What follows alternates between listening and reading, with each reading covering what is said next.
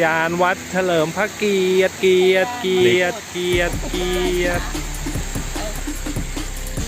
เย็น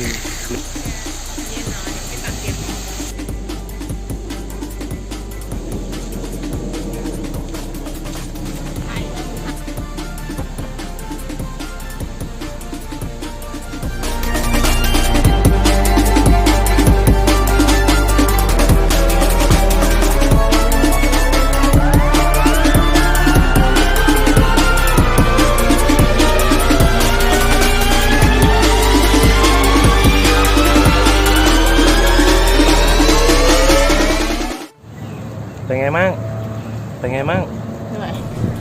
ไหวไหมไม่ไหวแล้วอ่ะน้ำไม่มีแล้วหิวน้ำแล้วต้องไปซื้อข้างนอกดูเสียงเลยไอกันหมดสภาพแล้วเนี่ยนั่งดูผักตบแล้วเนี่ยเล่นใจอ่ะรับลม